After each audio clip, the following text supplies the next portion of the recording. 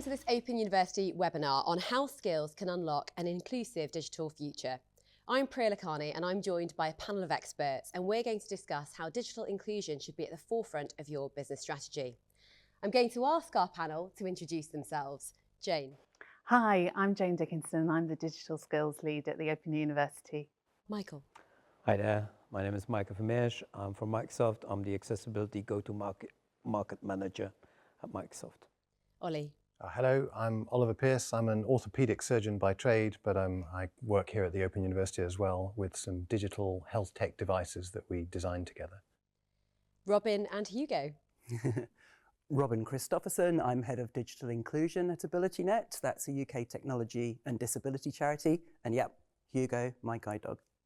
Who is having a nap, I would say, at the moment, but he's going to be listening intently to what we're talking about. So firstly, what I'd really like to cover is what we mean by digital inclusion. And Robin, you've done lots and lots of work at AbilityNet on this area. Can you give us a definition of digital inclusion so that our viewers can understand exactly what we mean by that phrase? So digital inclusion is about making sure that your products, your digital products and services, your websites, your apps are inclusive. So that means that they're able to be used by people like myself with a disability, or a range of impairments. Now that could be permanent or that could be temporary, and hopefully we'll get onto that in a moment. But, and also makes them easier to use for everyone. And that's a really, really important point. Now, it sounds complicated, but there are guidelines. There are clearly defined guidelines for each platform, so you don't have to worry about reinventing the wheel. So it's about following those guidelines and getting end users involved to make sure that they are really accessible in practice. Now, in this mobile first world, which we're undoubtedly in, I would argue that accessibility or digital inclusion is not just for disabled people, because every single person using a mobile phone on a daily basis is extreme computing. They're computing on the edge. And so you're juggling your phone one-handed, or it's a small sheet of shiny glass on a sunny day, or it's a bumpy bus or a noisy cafe. And Microsoft have done some brilliant awareness raising about this idea of situational impairments. So please, if you're going to take one thing away from today, it's that digital accessibility is going to benefit every single user every day. But for me as a disabled person, as a blind person, the technology has meant that I am able to do my job, I'm able to be in work. And even with the amazing technology that we have today, 73% of people with a vision impairment, for example, are still out of work, and that's a real shame. Now, even with the best technology in your hands, if the websites and the apps that you're having to use to get into education, to get into work and stay in work, or even just to get the groceries, to order that food during the lockdown, during the pandemic, if those aren't inclusive, if they're not accessible, then that's the end of the story for people with disabilities. So it's super, super important. I love how you talked about extreme computing, because one of the issues that I'm always thinking about is how the chief execs of these companies, whether they're a startup, a scale-up, or a huge organization like Microsoft, are thinking about digital inclusion. And actually, if they can think of it as it affects everyone, then it affects their entire market. And I know, Jane, we're really excited about coming to you later on. What does that mean for the economy? For those people who are staring at the bottom line and who are struggling to prioritize, actually, this is a priority for all of your market, which is a point that you so eloquently made. And so, Michael, I think that's a nice segue to you at Microsoft. I know that you've taken part in lots of initiatives with other companies. Microsoft itself definitely sees itself as, at the forefront of trying to ensure that all products, services are digitally inclusive.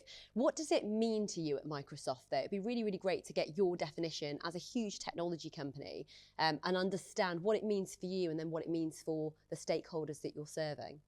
Well, thank you for that, and thank you, Robin, for that compliment. I think when I look at this, I think it's about a journey, and why is that? We've been through a journey ourselves. If I go back to, and don't worry, I'm not going to go through every year, but if we go back to 1994, we then already had in our operating system something called sticky keys, where if you push the shift button 5 times, you could use the keyboard one-handedly. And so we already had accessibility in some of our products, but it really only, and that's why I think it's a journey, but that's great for companies because that means they can jump into that journey. It's only around 2015 with Satya Nadella and our new company mission, which is to empower every person and every organization on the planet to achieve more, that for me, jumping out there is empower and every. And that means included those 1 billion people with disabilities out there on the planet. So that's literally everyone. When I then and that got started to realize with the appointment of Jenny Lay-Fleury, our Chief Accessibility Officer in 2016. Fast forward then a bit to now, and I remember Jenny saying, in 2016, we got a lot of work to do. So again, it's a journey. You need to get into it, and the only way you will resolve the problem is by getting into it. And fast forward to now in the UK, in 2017, we signed up the Disability Confidence, a UK government scheme. We got to leader status in 2019. And with that came not only a responsibility, but also an opportunity to share stuff and grow disability confidence for the UK market. Now, what then that showed us as Microsoft is that, hey, you know what? Not only do we need to get on our journey and continue on that journey, we now have the responsibility to share that and help others grow. One example there is, for example, the Partner Pledge, where we got 300 partners and more than 300 partners now in Britain signed up to that Partner Pledge, which is around sustainability, but also disability confidence, where they commit to focus on disability inclusion, on digital inclusion, and where we now are at one of the last feats is that we helped train with the DWP 20,000 work coaches with digital skills around accessibility, disability etiquette, all of that kind of stuff, so they can connect that talent, which is still out there, that Robin mentioned, which is not an employment, into employment, so employers can benefit from that talent. So sorry, that was a lot there, but I think digital inclusion is a journey that ultimately will get you to benefits. And those benefits, I'm sure, no doubt, we will discuss on the panel. I won't carry on for now. I think this is great because, I came onto this panel thinking we're going to understand what it is, we're going to understand, what skills are needed and how to sort of unlock, the potential and think about how to overcome barriers. But actually, you've talked about something that's really important, and actually that's about the mindset. And the reason I say that is that some of those more analog, older companies that, are huge organizations that have done digital transformation projects, I always say it's not a project, it's a journey. Because when you think about something as a project, it has a beginning and it has an end. And, you have some project manager who comes in and, uses, I'm sure, Microsoft's project management software, of course, MS Project, and they're sitting there and they're line by line talking about it, but it ends, doesn't it? It has a tick box, I did that, and here's the value that it added. And what you've talked about is, it's like innovation, it's a journey. There is no end to it. It's got to be embedded within the culture of your organisation. And I think many of us know of Satya Nadella quite well, of his ethos and how he speaks. And so that mindset is incredibly important. I've had quite a few nods on the panel, so I'm going to go a little bit off-piste if the viewers don't mind. But Jane, you were nodding about that mindset. So what have you seen at the Open University and with the people that you've been working with here in terms of cultural mindset? And then I do want to come to Ollie, because I know that you've got a slightly different view of what digital inclusion is, so we must cover that. But I'd love to hear your thoughts and your perspective on culture and on mindset to ensure that it's embedded in an organisation. Yeah, I think mindset is really key to this, as you say. So we talk a lot, don't we, about people, process and technology. And, I think we always here at the OU suggest that people should be at the heart of any plan. So yes, it's important you have process.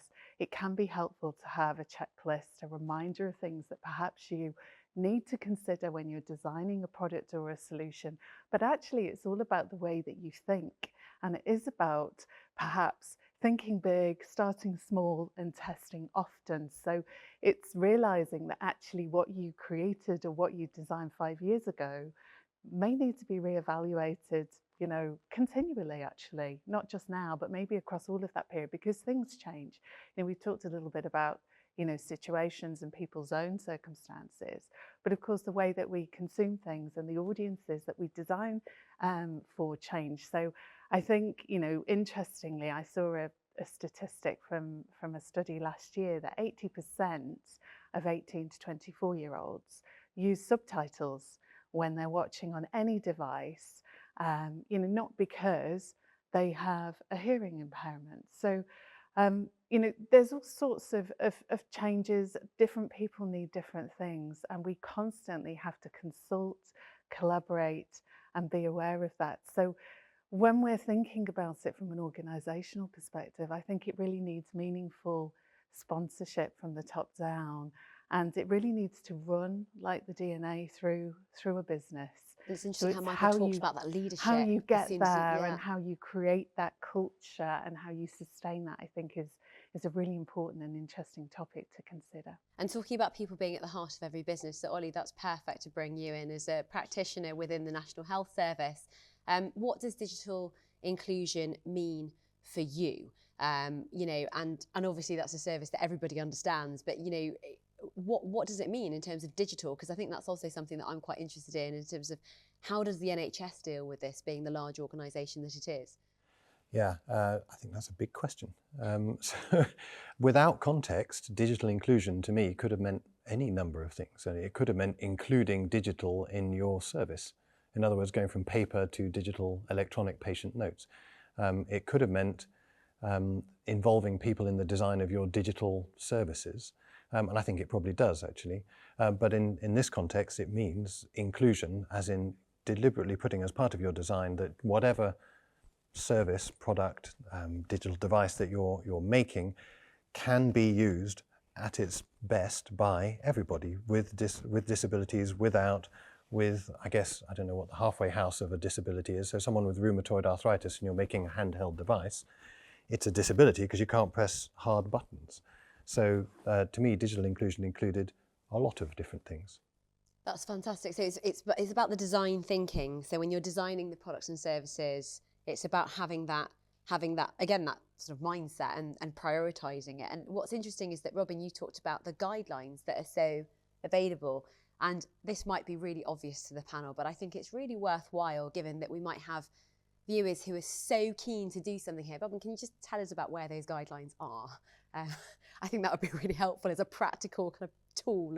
You know, here's where you need to go, here's where they are, and then people can start look at how they might want to implement those within those organisations.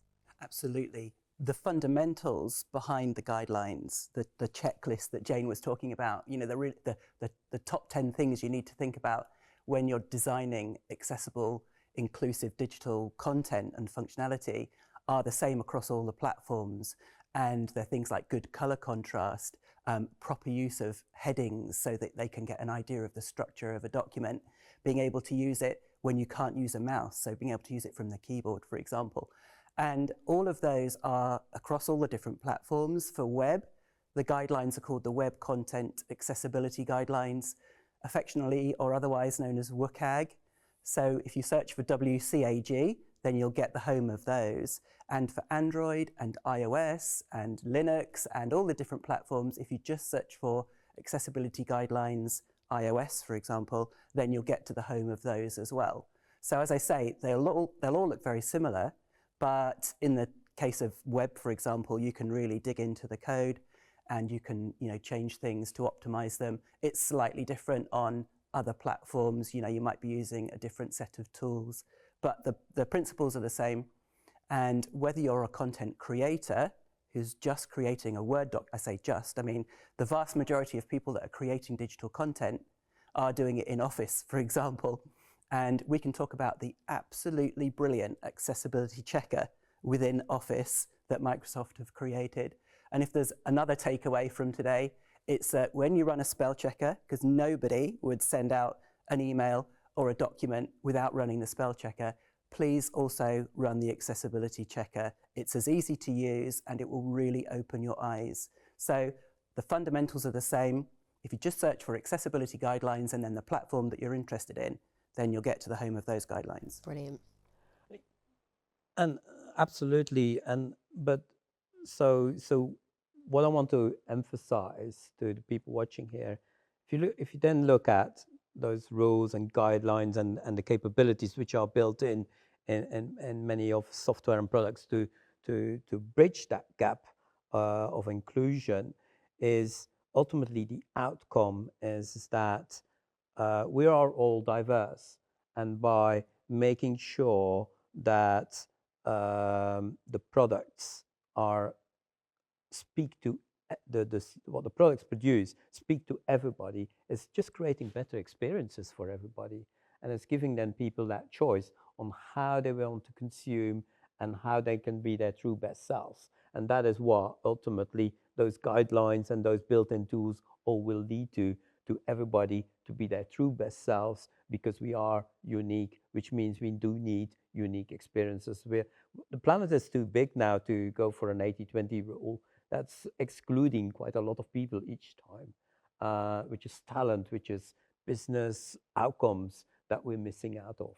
Anyway, just want to make sure. No, absolutely. And I think, so I mean, we've explored what it is, we've explored the mindset is really important, and we've touched on, you know, why it's important for business, but I do want to go into that a little bit more, particularly those C-suite execs who are just staring at the bottom line, you know, who I understand, and, you know, they appreciate this is important, but when you're prioritising, times are tough right now. The macroeconomic environment is incredibly difficult. How do you get them to actually put this in the priorities? I don't know one chief executive who says to me, Priya, we've got lots and lots of resources. People are just sitting around doing nothing, you know, at work. Everyone's always feeling a little bit under-resourced. So I really want to get to the crux of why is it really important to you? And before we do that, and I want to come through, you know, talk about some numbers, let's get through some statistics. But can we just bring some experience and some anecdotes into this? Like, you know, what does it look like in real life? And I know that, Ollie, you worked on the PainPad, and you worked in the NHS, but alongside the Open University on this PainPad device. Can you tell us the story of that? And you know, shed some light into some experience, some anecdotes as to how it's really affected real people. Because I think I'd love to hear about that, and we'd love to be able to visualise why this is really important at a very, very human level. Okay, so I guess no one here will know what a PainPad is, which I'm delighted to tell you all about it. Professor Blaine Price and I met, I want to say 2017, and he said, what do you want in your practice that's going to help you that is digital or computing or health tech related? And I said, I need to know how my patients feel pain, and I need to know how much pain they have. And we have a scale, 0 to 10, and it's the numerical rating grade or the visual analog score. Therefore, I just want a score from 0 to 10, what my patient's pain is, and I want to save the data. The traditional way of doing it is a piece of paper, and you give them this pain diary, and they give it back to you 6 weeks later, and all the numbers look fairly similar, and it's all done in the same pen, and you kind of know they've done it the day before handing it in to you, and it's not really a true reflection, and your return on these paper pain diaries is 30%. So there must be a better way, and we thought we'd make a device with 10 numbers on it, 0 to 10, that simply uploads the pain score to a secure site. So I have a record of the pain scores of all of my patients who I've done hip or knee replacements on, so that I can then change my practice and have historic data to compare to new data, and then it's a useful thing. So to me, it was a research tool. That's it. And the design process was me saying I want it to be cheap, not valuable, robust, to have no purpose for someone to steal it or take it or put it on their mantelpiece at home and therefore we lose it. It's just a plastic box with 10 numbers on. It prompts the patient with a beep and a noise to enter the pain score at any programmed time scale, so every 2 hours is good enough for me. And it uploads to a secure database with no patient identifiable data. Long story short, we made a box with 10 numbers on it, but we included patients and nurses and pain specialist nurses in the design process because we wanted it to be useful. In other words, it had to be big enough to fit in the hand. The buttons had to be big enough for people with visual impairment to see them. They had to be soft enough a press so that people with painful hands, and a lot of my patients have arthritis, are able to press the buttons successfully, but there also had to be some form of feedback to the patient who used it that they had successfully pressed the button, in other words, a beep. So that was part of the design process. We're expanding it now in terms of inclusivity, and I don't think being a child is a disability, but to have children as part of the design process so that we have a children's pain pad, and they have completely different wishes and needs out of it, and lasers definitely comes into it. So we have workshops with children as to what they want. Does it have to be cylindrical with 5 buttons? Is 10 buttons too many for them? Does it have to have smiley faces, and so on? So that's the inclusion background to the pain pad. But what I get out of it is I have pain data that I have used for paper after paper and study after study, or even just audit. In other words, keeping a track of my practice. If something changes and the pains start to go up, I'm alerted early and I know how useful it is to me. I think that's so fascinating. As somebody who's built an AI company in education, you know, the importance of data, right? And actually, if that's not enough of a business reason to take this really seriously on its own, you know, it will be astounding, because actually having that data and having that information and the sorts of technological products and services, the sorts of innovation that you could do as a result of even being able to record that data in a digital sense is incredible. You know, the innovations that can come out of that, the health tech that can come out of it. And as you know, someone with a mother who's had both knees replaced and I think is sadly on her way to having a hip replacement too, and seeing the journey, you can actually also see how such a device they would have use across the entire health system, right, when it comes to pain. And that data collection is really important. And while that's not necessarily, you know, the sort of core of what we're talking about today, again, it's really what I'm trying to do here is also tease out other reasons why this is important. And it's really to try and get us all to try and understand how much of a priority this is for you. And, you know, Michael, at Microsoft, are there other business reasons? You know, what are you saying? What's the importance of this? And something that I've been thinking about at Microsoft particularly is culturally, right? So in terms of recruitment and retention, so I have my team at Sentry and we're in education. We've been thinking about accessibility and inclusivity, not just because we serve a really diverse set of students with all sorts of needs, but also because it's really important to the team. You know, when we're in an environment where we just had the Great Resignation, right, where we were trying to retain our staff, we're trying to recruit staff, and when we have statistics that show that talent doesn't just want to, you know, join an organisation that, you know, is in a sector that they like, but they want to join a purposeful organisation. Have you seen how being really, really serious about digital inclusion has actually, you know, enforced that strength of culture within Microsoft and different businesses that you work with? So absolutely, and I'm going to tell you a mishap which actually happened yesterday. So totally ad hoc, but we kind of had to step back from it, and then like, ooh, what just happened there? So we were doing a hybrid all hands, which, you know, thanks to our technology we can do. And to bring a bit of fun and connection between people, because we can use this, right? we had some rough years, and we're still having some. Let's not go there. And they prepared a quiz, and the quiz had to work for the people on site and for the people at home. And thanks to technology, we were confident that we could do it.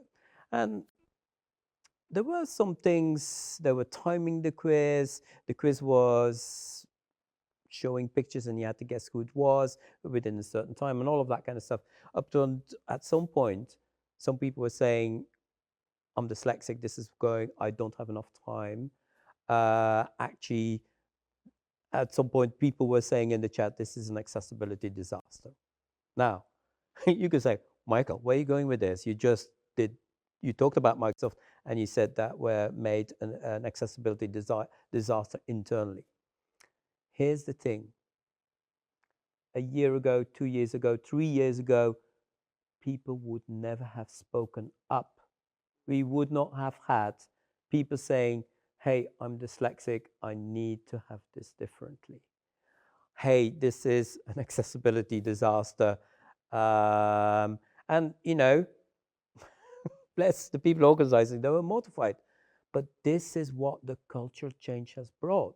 We now have expectations. We now know that technology can do better.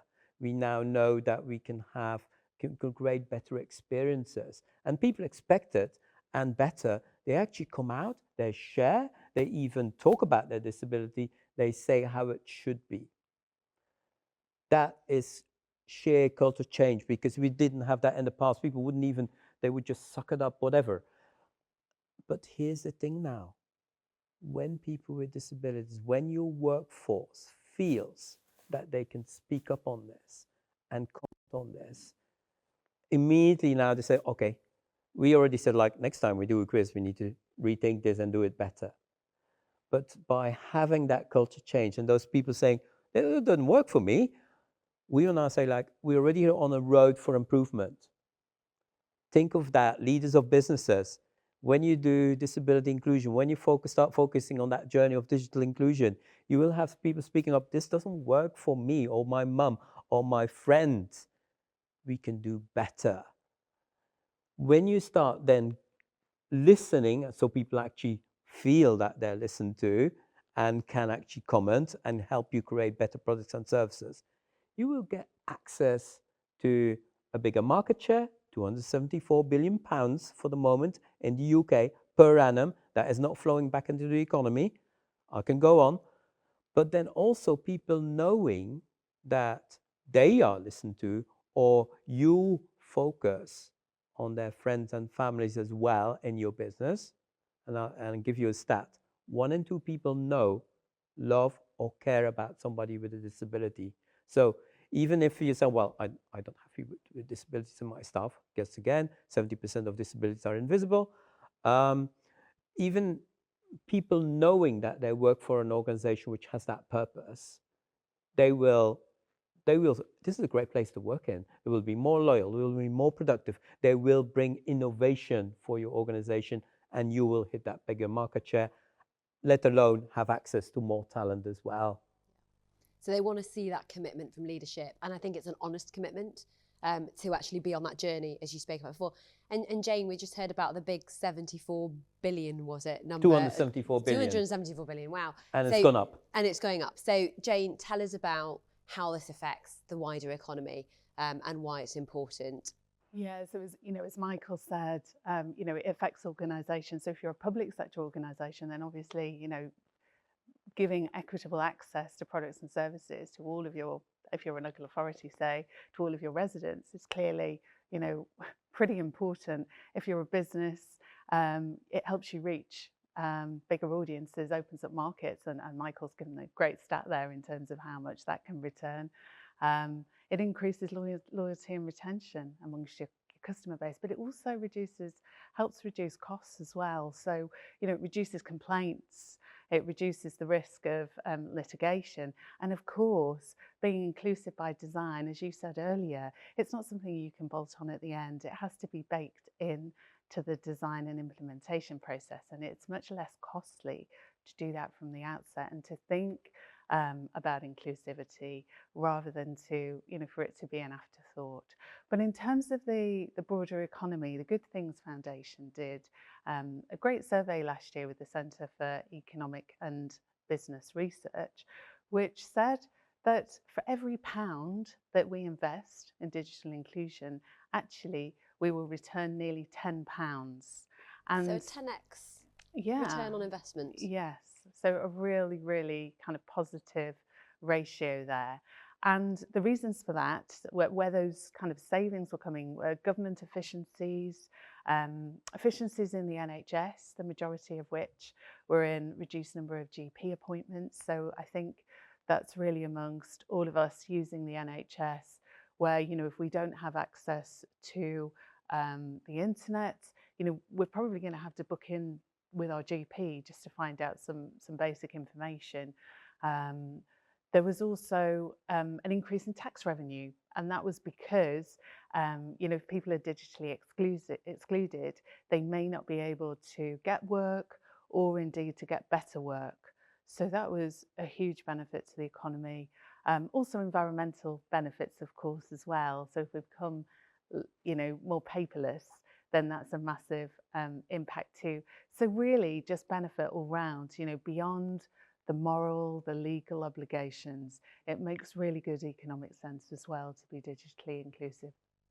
Fantastic. And so let's bring us back to reality and back to today. So we've heard all of the benefits to the wider economy. We've heard about a 10x ROI in terms of the investment. We've talked about, you know, the cultural values, the retention, the recruitment, the talent pool that creates for your organisation, all the brains that will be part of the conversation because of how many people are connected to somebody with some sort of disability and the fact that there's invisible disabilities.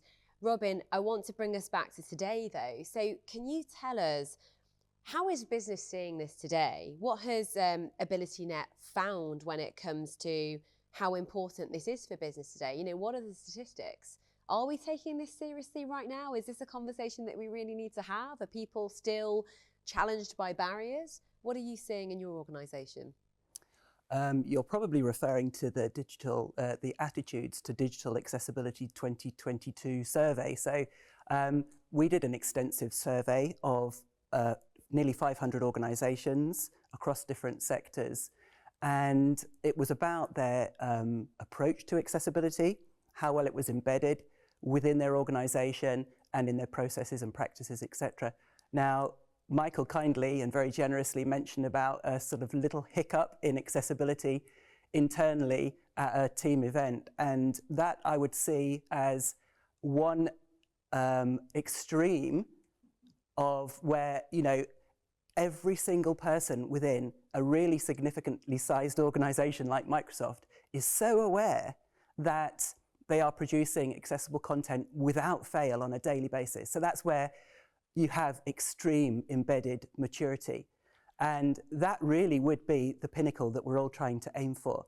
But at the other end, you've got organizations that are extremely unaware and that are producing key, critical, public-facing products and services that are completely inaccessible. So those are the two extremes, really.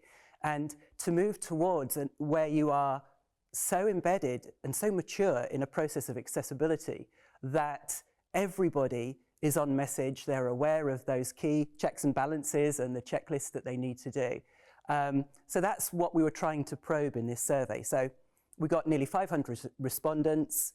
62% of the respondents had something to do with accessibility within their organisation, whether it was a formalised part of their role or whether it was just a passion that they had internally within their organisation.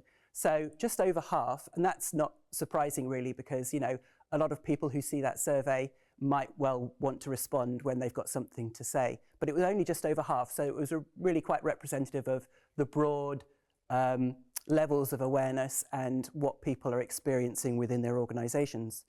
And I should say that 18% of the respondents identified as being senior roles within their organisations, not necessarily to do with accessibility, but, you know, senior people within their organisations. So what did we find? Well, we had questions ranging across different areas. So leadership, how well are leaders supporting and aware of the importance of digital inclusion or digital accessibility? We had motivation or mindset, as Jane was saying, you know, it's about the vision within the organisation, how much is it prioritised and reflected in what they do. We had capability, what's it like on the ground, are people well trained, etc. And we had processes, generally speaking, and we had procurement in particular, because that's a really, really important area. So what did we find? Well, in leadership, just under half said that they prioritise accessibility within their organisation. So that's right across all the different respondents. But what was really interesting was that the majority of those were in senior roles. So the senior people were saying, we prioritise it, you know, we are properly resourcing it, etc. But on the ground, it was a different picture, and far fewer respondents were saying that on the ground, the picture feels like that it is prioritised sufficiently and sufficiently resourced. So that was a really interesting finding. When you come to motivation, it was very much around risk avoidance and compliance, legal compliance. And when you're not focusing on the big prize, which is making them more inclusive, the 10x, the business case, then you're about limitation mode. So it's about what can we do to avoid, and that isn't about that doesn't lend itself to fully resourcing the teams. So teams were under-resourced, they were isolated, and in most cases, they were doing it because they had a passion for it or an enthusiasm for it. So there really wasn't the right motivation within an organization to really appreciate the huge potential benefits to the organization internally and to their brand and to their customers, etc. So that was a really useful finding. When it comes to capability, very few people had that as part of their official role. Yes, it was 62% of the respondents to the survey, but they were self-selected. So when we were asking more broadly about the roles within an organization, within digital, for example, very few of them had accessibility in their job description as part of their training.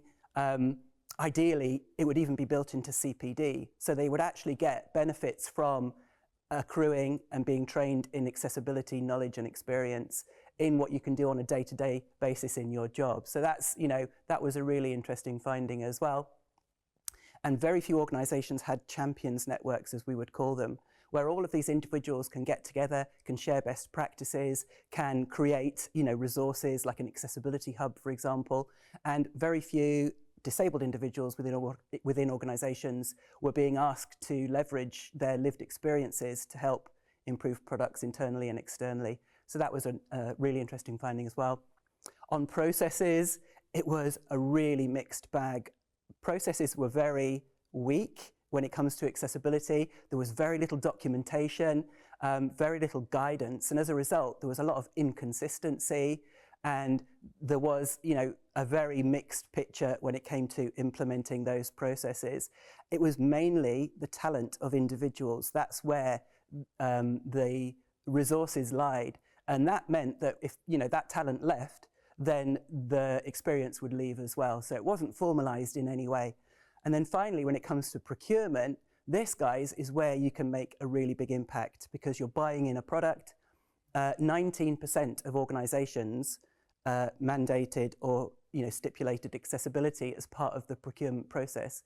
So the others are very potentially buying in accessibility. And if it's a third-party product, often you can do nothing about that. So that was really impacting users internally. And if you're buying in inaccessible products that you then use to create products for your customers, then that's obviously outsourcing inaccessibility to your customers and other stakeholders as well. So yeah, it was a really interesting survey. The key takeaways are there was a real need to embed a higher level of maturity and awareness within organizations.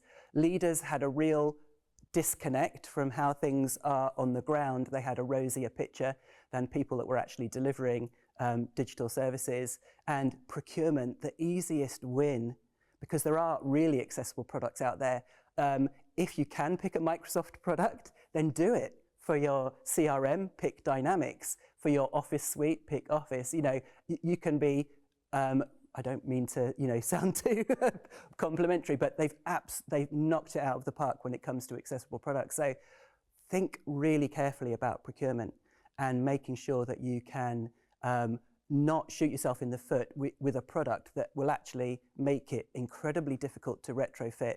In many cases, the vendors aren't interested, and you are then buying in accessibility.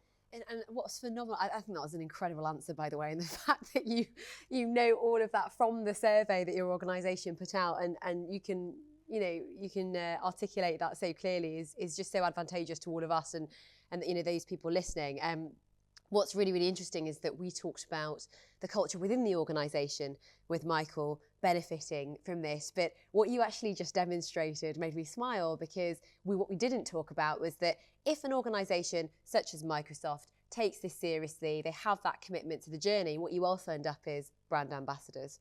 Without asking for it, you have clearly brand loyalty and a brand ambassador in Robin. And so in terms of your customers, the people that you're selling to, Microsoft is a product that there's a lot of Microsoft products that people buy, then actually, you know, if you want brand ambassadors, which is difficult to buy, you know, you can't buy an ambassador for your brand. You want that loyalty and you want someone speaking on a very public panel, then that's how you get it. You show a commitment, which is fascinating. And I think you also answered one of the questions, Robin, that I wanted to ask was, how do we move the dial in this? You know, how do we make it a real priority in the UK? And anyone in the panel can answer if they think it's policy, because if you think there's a policy that we need from governments, then that would be really interesting to understand. But one thing that I did think was that in the education market, certainly, and I think in health as well, these impact sectors, it usually is within the procurement, within the tender, for example, within the procurement process, that actually one must take into account accessibility and actually prove that within the design process.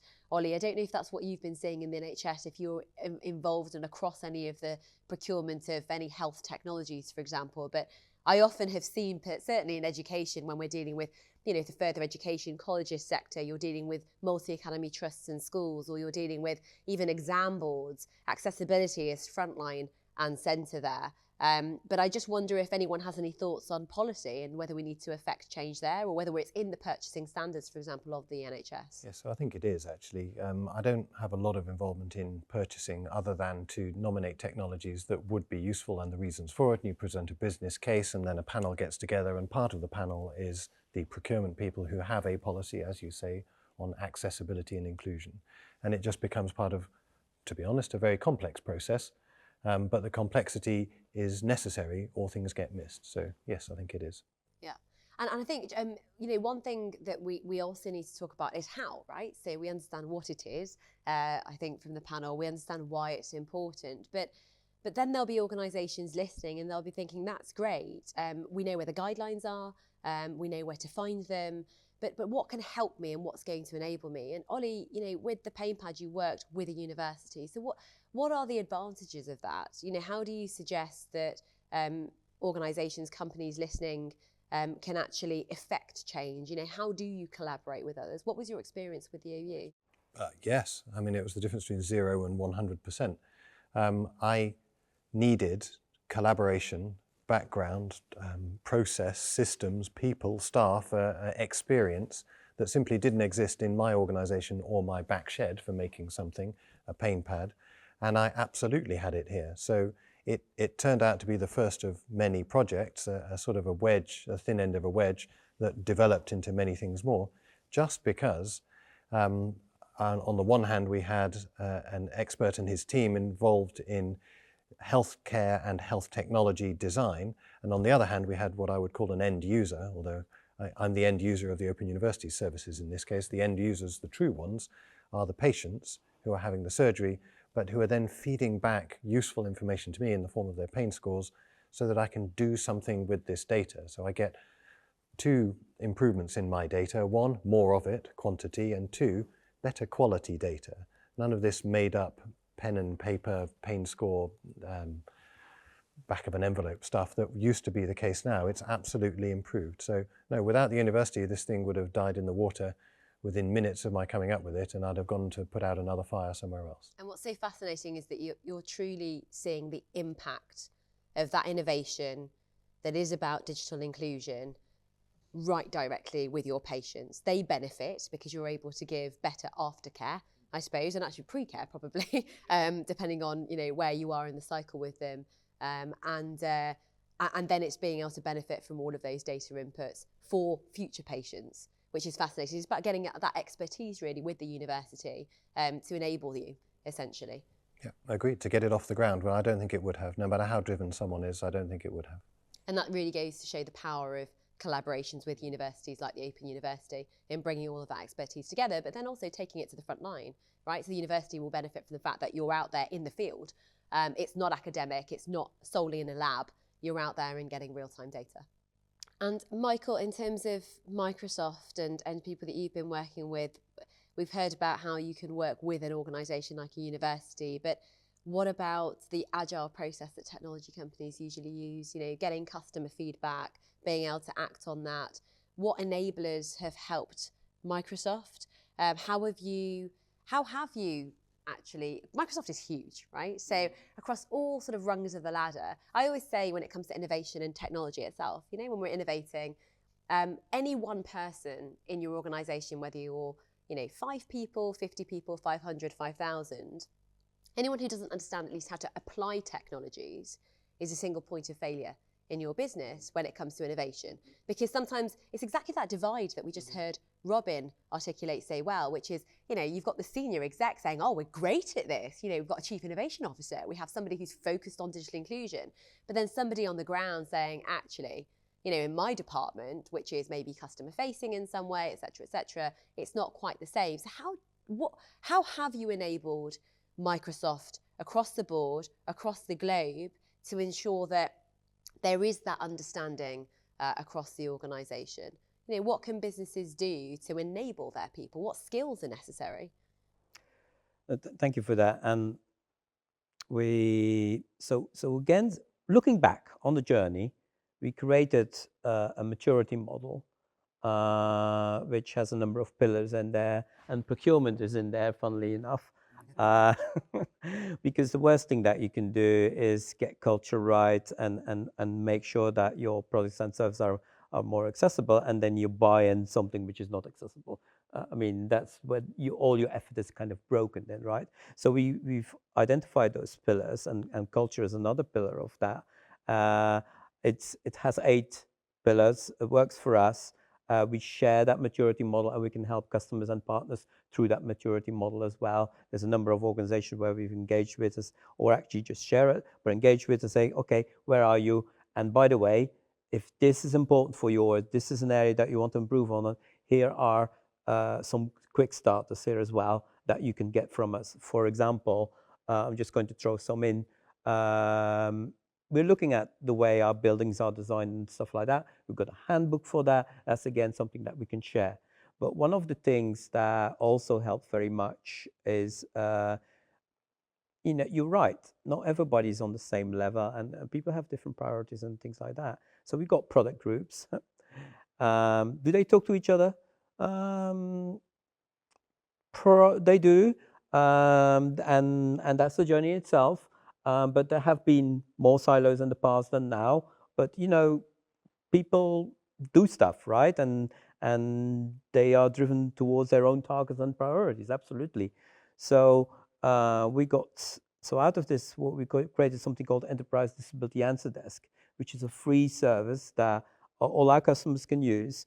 And basically, it's populated by people who know about disability, with disabled people, and they take any mishap on our platform, which is related to accessibility, or third-party products, assistive technology, third-party products, which run on our platform. If there's an issue with that, they can go to that help desk as a free service. That help desk will then look at the problem, triage, and bring it back to the product group, the responsible product group, to get it fixed. And that's one of the things that we put in place, and that works really well. Ultimately, what is evolving, we also see, is that the products groups are starting to say, we got this now, thank you. And they're hiring people with disabilities in their own staff and including them to create new evolutions of our products with disability input. We see that with Windows 11, for example. Can I dive into just a question there? Because this is really important. You've talked about then hiring people with lived experience. Mm-hmm. How important is that? Ultimate. Okay, so because this is really important, I think, for us to understand, and I know I really want to ask Robin because he's nodding a lot. So in Microsoft, is it that you're now valuing, as you're on this journey, and as we're understanding more and we're having these product discussions within our team, that actually what is really essential, you know, at the right time for the organisation, and that will be different for different people, but that you have people with the lived experience within the product group doing the product design that you were talking about, Ollie, because they have that lived experience? Or is it sufficient that we are looking at, and I do want to come to Jane about this, you know, what skills, how, and I know at the OU you have all of these students across different parts of the country, maybe even the world, but what are the skills necessary? Or is it that we're looking to upskill people who haven't necessarily come forward and said, here is an area where I have lived experience? You need to do things with people with disabilities rather than for. That's ultimate. I think Nothing that's about us probably without one us. of the best sound bites we've got from this panel, isn't it? Okay, that's really, really interesting. And sorry, Robin, can I just come back to you now and just touch on that point? So you were nodding. Do you agree with that it is about hiring people with lived experience who can then bring that, bring that knowledge forward and that experience forward? Or do you think that some organisations, when they're listening to this, are saying, I want to do more? Is it about upskilling my current workforce where I'm not really aware right now that there are people with lived experience? Well, that kind of conflicts with the fact that people know lots of people and the stats that you were talking about earlier. But I'd love to hear your viewpoint on this. Absolutely. And there's been hard government research that shows that an organisation that has disabled people or that has a diverse workforce, so disability, neurodiversity, the full range of diversity across all the different protected characteristics, is a happier workforce, is a more productive workforce. If you take disability, for example, disabled people are very loyal. It might be because they're very grateful to be in work. I'm hugely grateful to be in work. Even after a quarter of a century of being very fortunate to be in employment, I'm acutely aware that I'm in the minority. We have so much to give. We take less sick leave than our able-bodied counterparts. We stay longer in our jobs. The teams that are more diverse, so that have more diversity in them, are happier. They take less sick leave. They produce better products that are better for everybody because of those lived experiences that are naturally shared when you're in a diverse team or a diverse workplace. So this is hugely important. And how do you get that awareness, like you were saying, across other teams and across an organisation? Well, we've mentioned it several times, this idea of maturity, embedding a maturity that means that people are aware of the requirements of a more diverse workforce and customer base. And this idea of a maturity model that Michael talked about is very, very popular.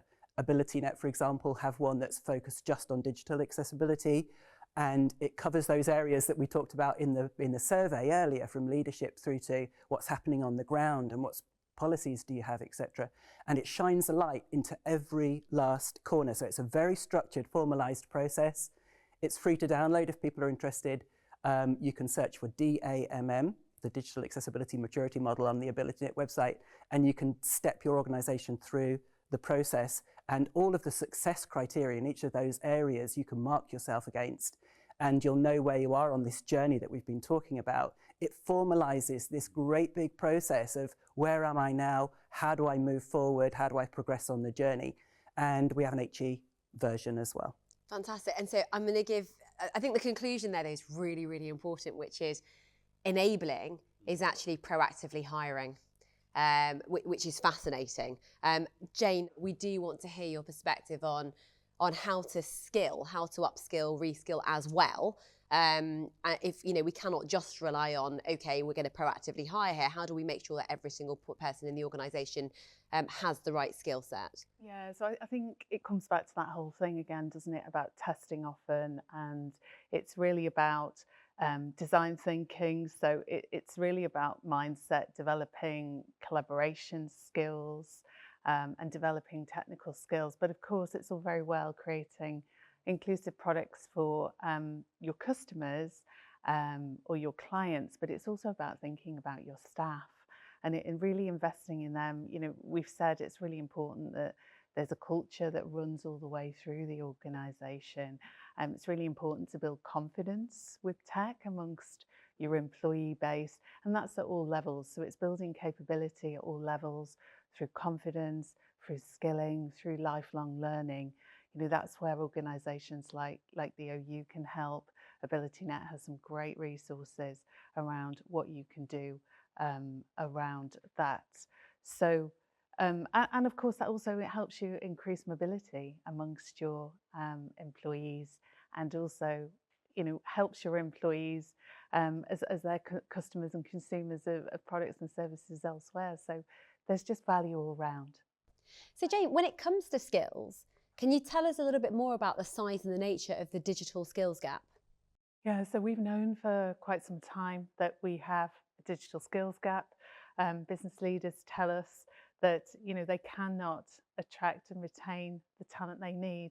If anything, the gap has grown wider during the pandemic when we saw so much more digital adoption over such a short time frame, and there just weren't enough people to help businesses digitally transform.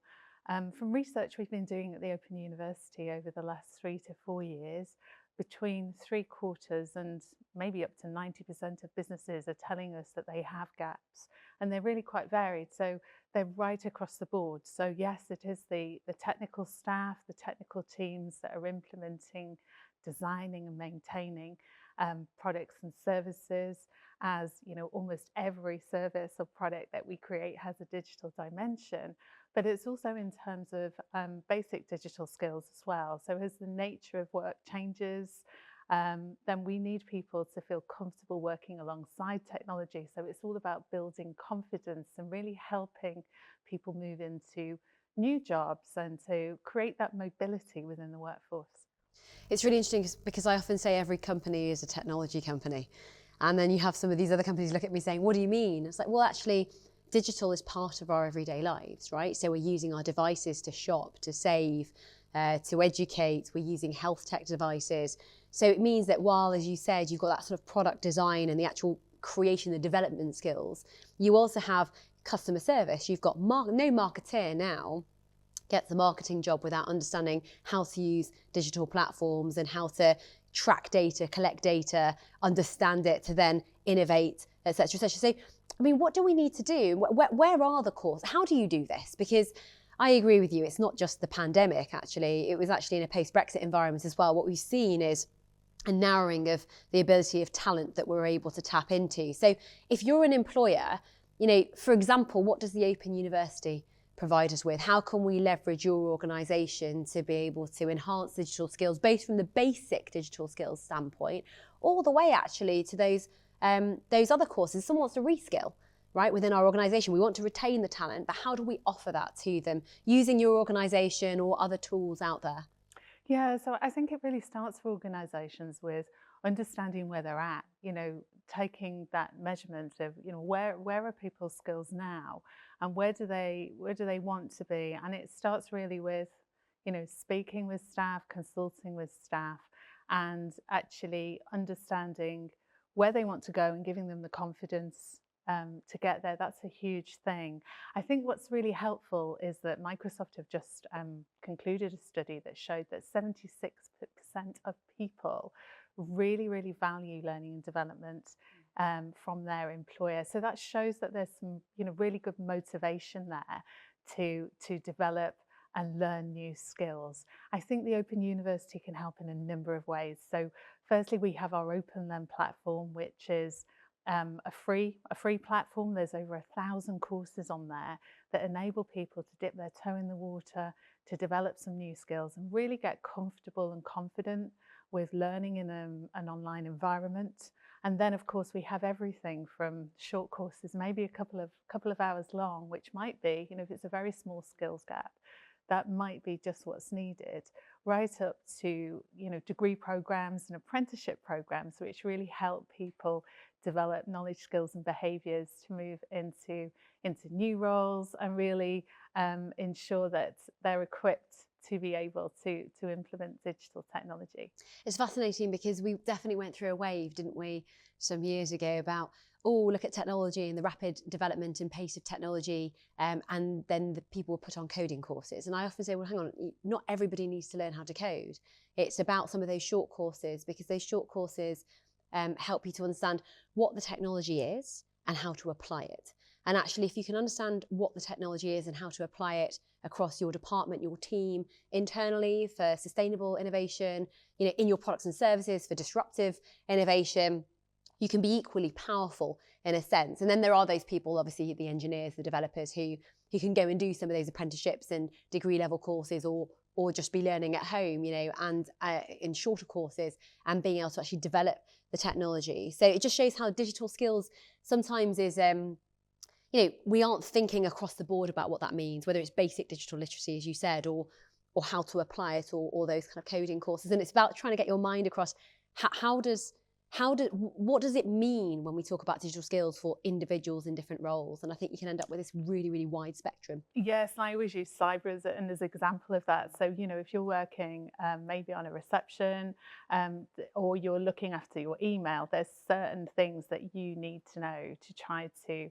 protect yourself, protect the business. But of course, that's a very different skill set to somebody who maybe is managing risk or is responsible for risk across an organisation, or somebody indeed who's working as a cyber professional, you know, within a technical team.